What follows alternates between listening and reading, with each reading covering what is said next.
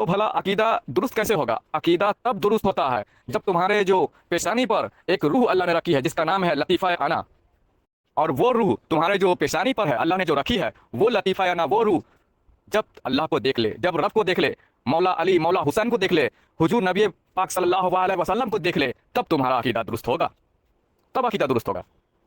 और अल्लाह रब्बुल इज्जत का नक्श, जाते इलाही का नक्श, मोहम्मद रसूलुल्लाह का नक्श जब तुम्हारी पेशानी पे उतर जाए, वो नक्श तुम्हारे पेशानी पे तुम्हारे अंदर जम जाए, फिर वो नक्श तुम्हारे अंदर नया अकीदा देता है।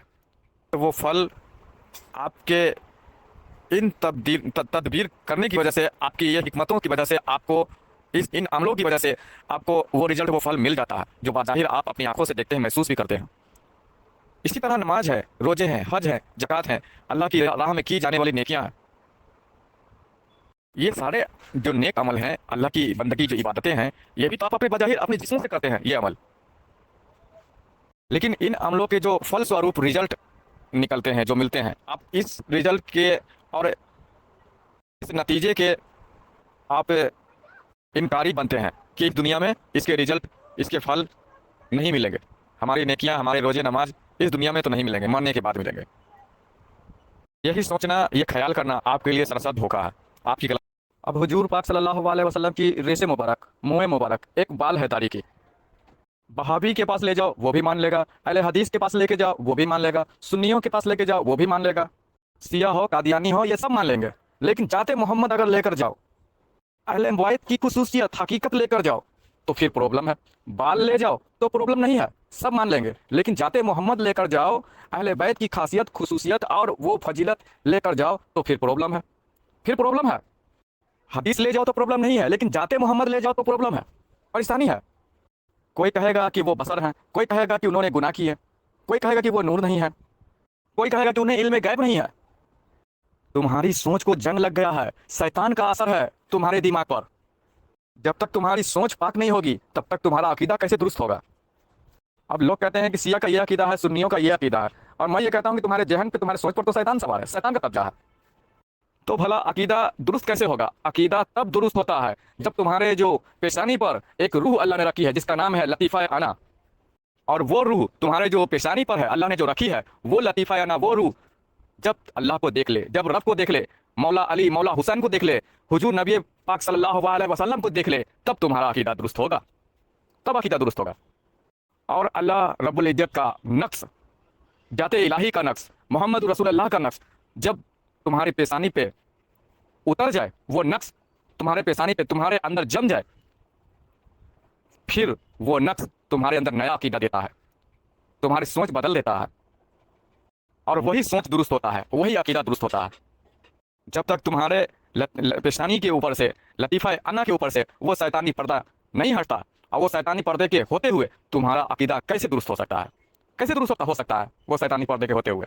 वो शैतानी पर्दा अगर हटता है और अगर छटता है तो जिक्र अल्लाह से और इल्म बातिन से, मौला अली की वो तालीमात से, वो रूहानियत हासिल करने से वो शैतानी पर्दा हटता है। तब लतीफ़ा आना अल्लाह को देखता है, हुजूर पाक सल्लल्लाहु अलैहि वसल्लम का दीदार करता है, मौला अली को, मौला हुसैन को देखता है।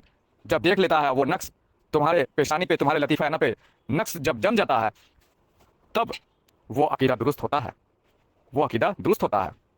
अभी तो शैतानी पर्दा है तुम्हारे पेशानी पर, उसे हटना अभी बाकी है।